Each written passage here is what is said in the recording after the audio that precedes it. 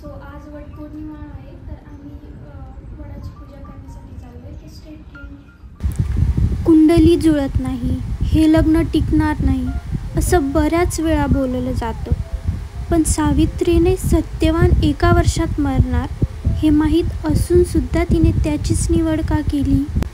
आपल्याला अनेक वेळा सांगितलं जातं, तुमचं कुंडलीतून काही जमणार नाही, हे नातं फार काळ टिकणार नाही.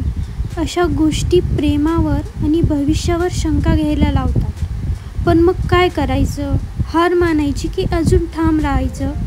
सावित्रीने काय केलं हे पाहूया. सावित्रीला सत्यवानाच्या मृत्यूबद्दल नारदांनी आधीच सांगितलं होतं. त्यामुळे वडिलांचाही तिच्या लग्नाला नकार होता. परंतु सावित्रीने सत्यवानाशीच विवाह केला, कारण तिचा भविष्यवाणीपेक्षा कदाचित प्रेमावर जास्त विश्वास होता. सत्यवान सावित्रीची कथा आहे ही पुराणातली. सत्यवान आहे अल्पायुषी, भविष्यवाणी होती झाली. विवाहानंतर 1 वर्षाने मृत्यू येईल सत्यवानाला. भविष्यवाणी ऐकूनही सावित्रीने विवाह केला. मृत्यू दिवस येता सावित्री हट्टाने सोबत त्याच्या गेली. यमधर्माने पाश आवळता सत्यवानाला भोवळ आली. पुण्यप्रभावामुळे सावित्रीला यमराज दिसू लागला. सत्यवानाला निघू लागताच पाठलाग तिने केला.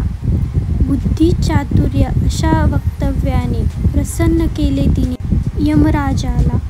पतीशिवाय जगणे व्यर्थ, जीवनाला नाही माझा अर्थ. सत्यवानाचे प्राण सोडून देईन मी 3 वरदान. पूर्ण करीन मी इच्छा तुझी, सत्यवचन माझे जाण. पहिल्या वराने सावित्रीने गेलेले राज्य मिळविले.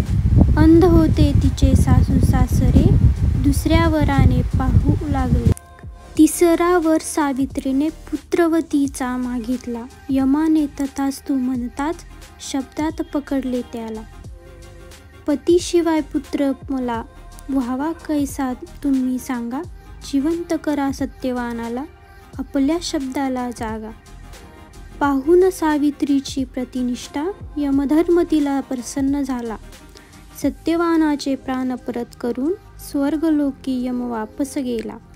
अशा प्रकारे सावित्रीने प्रसन्न केले यमराजाला. प्रेमाची अपूर्ण कहाणी नेली सावित्रीने पूर्णत्वाला. त्यामुळे जेव्हा कुणीतरी असं बोलेल की तुमचं प्रेम टिकणार नाही, भविष्यात तुमचं काही जुळणार नाही, तेव्हा ठामपणे सांगा त्यांना, सावित्रीच्या प्रेमापुढे यमालाही नमावं लागलं होतं.